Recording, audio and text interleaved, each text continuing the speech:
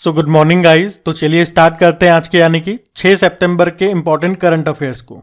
और हाँ, आज का वीडियो आपको लेट मिल रहा होगा, कारण है मेरी तबीयत ठीक नहीं है, वो मैं आपको आगे बता दूंगा, लेकिन पहले स्टार्ट करते हैं वीडियो।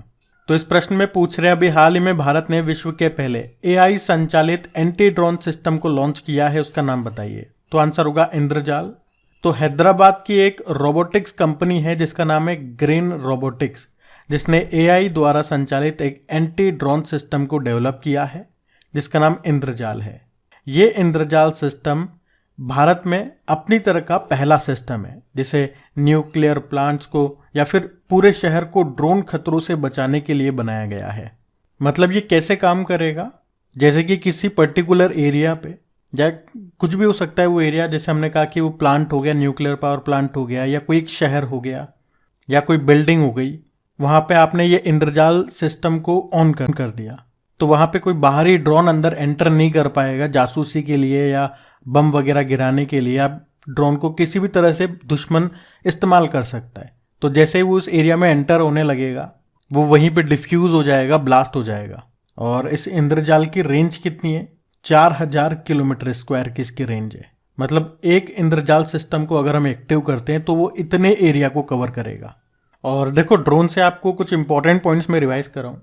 तो अभी भारत का पहला ड्रोन परीक्षण केंद्र कहाँ पे खुलेगा? तमिलनाडु में। और अभी भारत की पहली पुलिस ड्रोन यूनिट को किस शहर में लॉन्च किया गया? तो चेन्नई में। और ड्रोन नीति को मंजूरी देने वाला पहला राज्य कौन सा बना था? हिमाचल प्रदेश। जबकि स्वास्थ्य सेवा में ड्रोन लॉन्च करने वाला पहला भारतीय राज्य बना था उत्तराखंड। और किस देश ने ड्रोन के आयात यानी कि इंपोर्ट पर प्रतिबंध लगा दिया? तो भारत ने। और नागरिक हवाई क्षेत्र में ड्रोन को अनुमति देने वाला पहला देश कौन सा बना था? तो इजराइल बना था। और देश का पहला ड्रोन स्कूल कहाँ पे खोला गया? ग्वालियर, मध्य प्रदेश में। और मध्य प्रदेश के ग्वालियर में प्रदेश के पहले ड्रोन मेले का भी आयोजन किया गया था। अच्छा, भारत की पहली ड्रोन फॉरेंसिक लैब कहाँ पे स्थापित की गई? केरल में। और प्रधानमंत्री नरेंद्र मोदी ने भारत के पहले किस यात्री ड्रोन का अनावरण किया था? मतलब उसका नाम क्या है? तो आंसर होगा वरुण। और वैसे ये AI संचालित एंटी ड्रोन सिस्टम है। AI मतलब आर्टिफिशियल इंटेलिजेंस। अब यहाँ पे मैं AI से संबंधित जो भी आपने करंट अफेयर्स के प्रश्न पढ़े थे वो भी मैं आपको रिवाइज करा दूं ताकि आप चीजें भूलो नहीं। जैसे कि अभी अक्टूबर 2023 में ग्लोबल इंडिया AI 2023 समिट होगा भारत में। भारत का पहला AI स्कूल कहाँ पे खुला? तिरुवनंतपुरम, केरल में। मध्य प्रदेश ने अभी जस्ट आस्क नाम से AI चैटबॉट लॉन्च किया था। और बताओ किस राज्य ने AI आधारित न्यूज एंकर लिसा को लॉन्च किया? उड़ीसा ने। और एलन मस्क ने AI आधारित स्टार्टअप लॉन्च किया था जिसका नाम रखा है XAI। और किस यूनियन टेरिटरी ने भारत का पहला टेलीमानस चैटबॉट लॉन्च किया? जम्मू कश्मीर ने। अच्छा, पहला वैश्विक AI सम्मेलन की मेजबानी कौन करेगा? ब्रिटेन। और स्टैनफोर्ड यूनिवर्सिटी ने सर्वाधिक AI निवेश वाले देशों में भारत की रैंक क्या रही? 5। और टॉप पे अमेरिका रहा। बताओ किसने ग्रामीण भारत के लिए AI चैटबॉट जुगलबंदी को लॉन्च किया था? माइक्रोसॉफ्ट। और जनरेटिव AI प्लेटफॉर्म टोपाज को किसने लॉन्च किया? इन्फोसिस ने। जबकि अमेरिका की कंपनी है OpenAI, इसने चैट GPT लॉन्च किया था। GPT मतलब जनरेटिव प्री ट्रेन ट्रांसफॉर्मर। और उसी तरह से रशिया ने गीगा चैट को लॉन्च किया, तो गूगल ने बार्ड लॉन्च किया था। और वैसे AI के गॉडफादर कहे जाते हैं जेफरी हिंटन। और अभी हमने पढ़ा था खुफिया जानकारी एकत्र करने के लिए भी AI आधारित ओरोन विमान को किसने लॉन्च किया? तो इजराइल ने। तो AI से रिलेटेड ये सारे करंट अफेयर्स के प्रश्न हैं जो पिछले एक साल में आपने सारे मैंने आपको रिवाइज करा दिए। इस एक प्रश्न में ध्यान रखना। बढ़ते आगे। फिर बताइए, अभी हाल ही में किसे डायबिटोलॉजिस्ट ऑफ द ईयर 2023 से सम्मानित किया गया? तो आंसर होगा डॉक्टर नवनीत अग्रवाल को। तो बीट ओ के मुख्य नैदानिक अधिकारी हैं डॉक्टर नवनीत अग्रवाल, जिनको उनकी असाधारण चिकित्सा सेवा और मधुमेह से पीड़ित लोगों के जीवन में सुधार के प्रति समर्पण के लिए अभी डायबिटोलॉजिस्ट ऑफ द ईयर 2023 से सम्मानित किया गया। अच्छा, रवि कन्नन का नाम तो मोस्ट इंपॉर्टेंट रहेगा। अभी रेमन मैग्सेसे अवार्ड 2023 के बारे में हमने पढ़ा था। याद रखना, रेमन मैग्सेसे अवार्ड इन्हें एशिया का नोबेल पुरस्कार भी कहा जाता है। 4 लोगों को दिया गया जिसमें से एक भारतीय हैं रवि कन्नन। अभी शांता थोटम के बारे में पढ़ा था। ब्रिक्स फोरम में वर्ल्ड इनोवेशन अवार्ड मिला था। और ललित नटराजन इकबाल मसीह पुरस्कार 2023 मिला इन्हें बाल श्रम उन्मूलन के लिए। ध्यान रखना ये भी। बढ़ते आगे। चलिए फिर बताइए, अभी सितंबर 2023 में 43वां आसियान शिखर सम्मेलन 2023 का आयोजन ये कहाँ पे किया गया? तो आंसर होगा इंडोनेशिया में। बात कर रहे हैं आसियान समिट की, और 2023 में इसका ये कौन सा संस्करण है? 43rd नंबर का है। अभी इसका आयोजन हुआ 5 से लेके 7 सितंबर तक। कहाँ पे? जकार्ता, इंडोनेशिया में।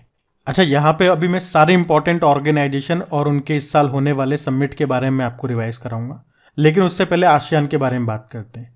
इसकी स्थापना होती है 1967 में। फुल फॉर्म क्या हो गई? Association of south east Asian nation.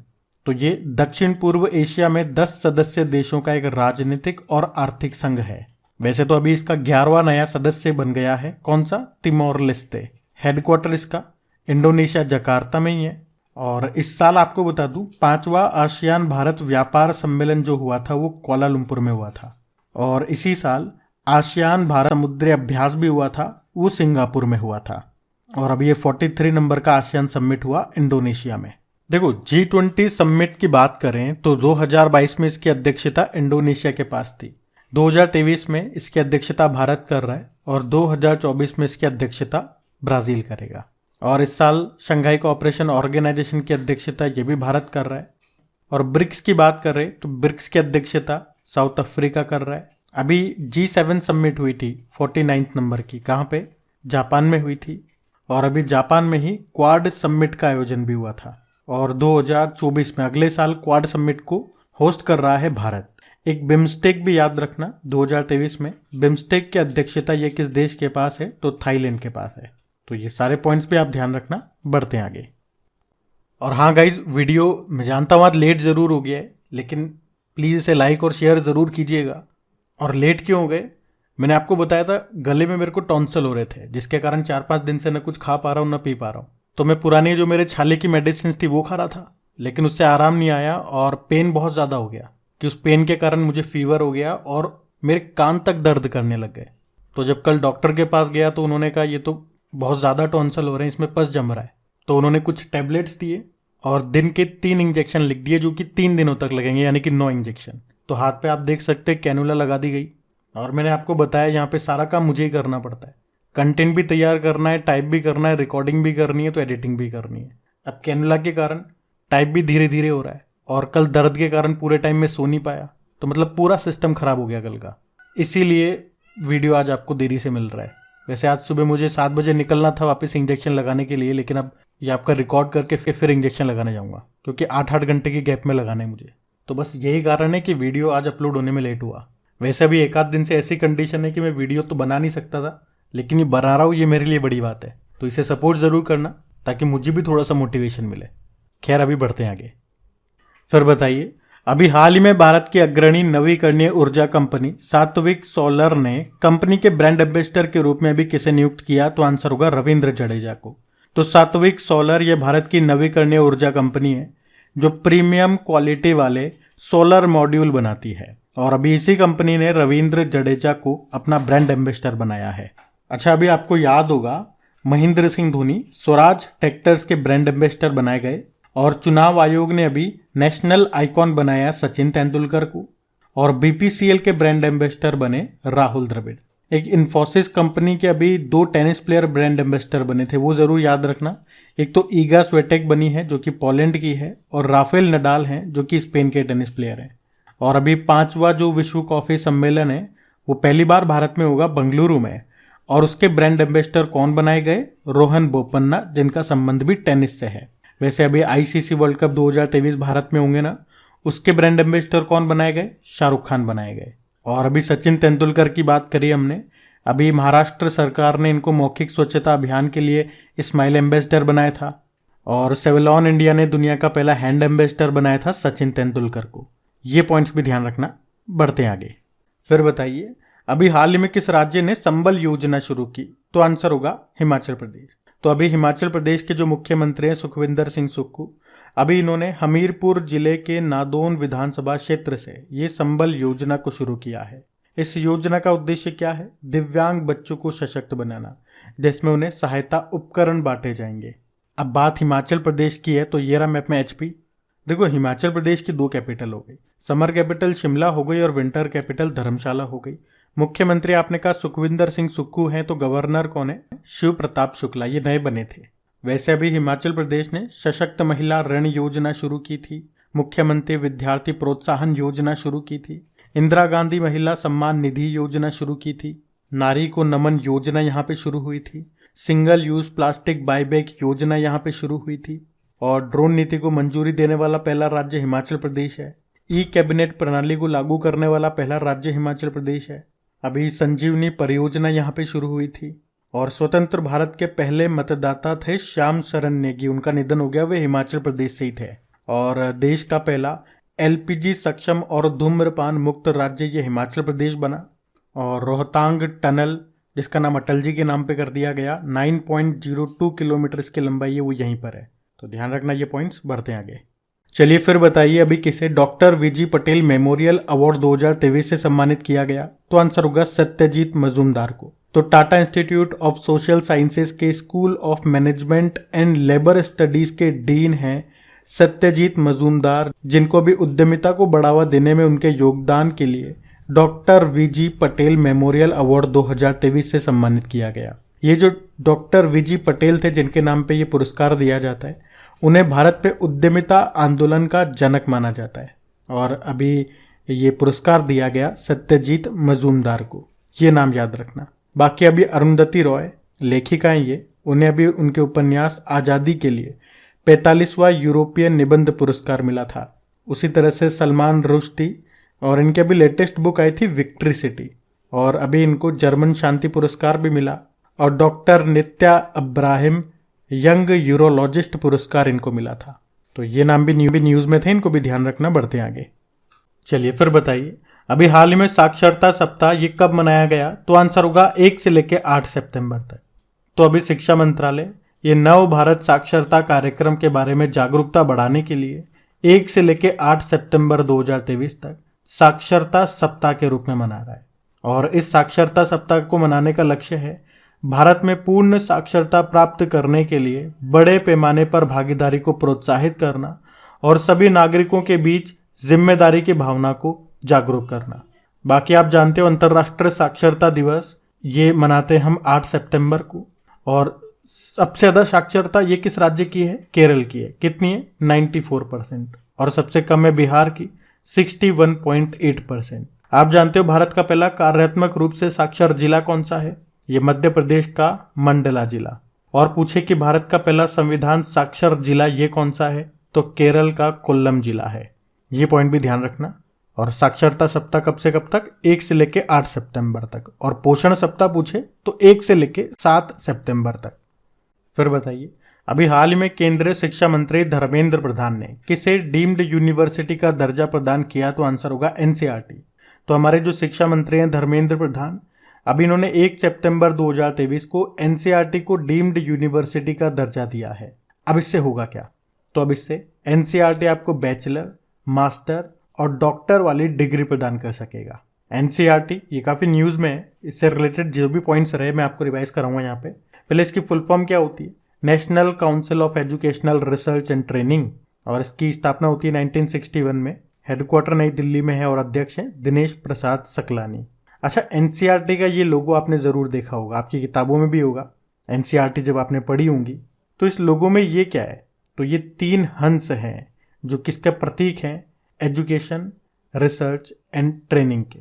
और अभी आपको याद होगा शिक्षा मंत्री धर्मेंद्र प्रधान ने एक कॉमिक बुक को लॉन्च किया था जिसका नाम है लेट्स मूव फॉरवर्ड। इसे एनसीईआरटी और यूनेस्को की सहायता से लॉन्च किया गया था।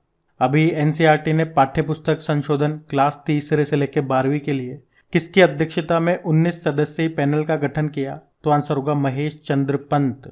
और न्यू एजुकेशन पॉलिसी 2020 को लागू करने वाला पहला राज्य ये कर्नाटक है, तो दूसरा है मध्य प्रदेश। और ये जो नई राष्ट्रीय शिक्षा नीति आई ये किसकी सिफारिश पे लाई गई?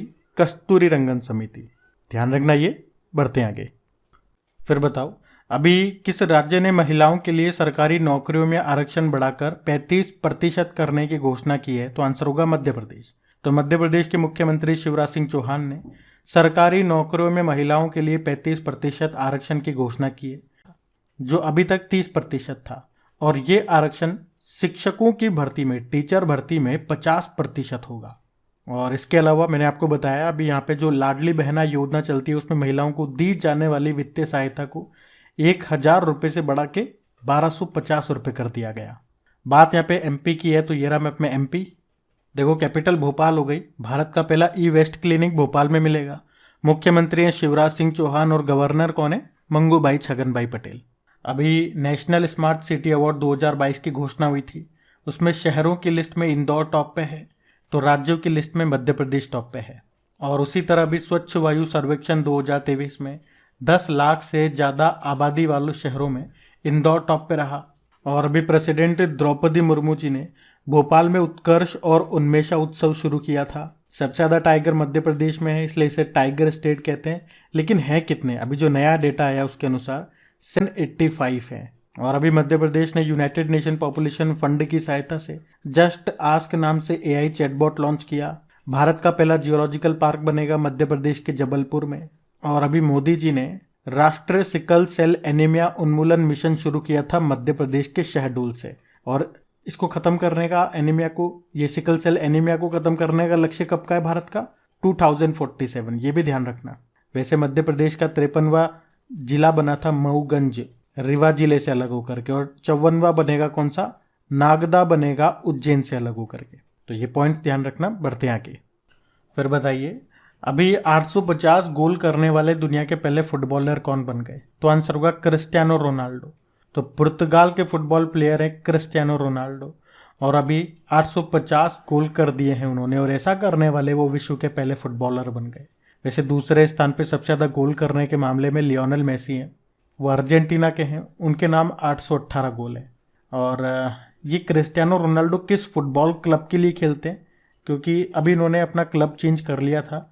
अब ये अल नासर क्लब के लिए खेलते हैं जो कि सऊदी अरब का है।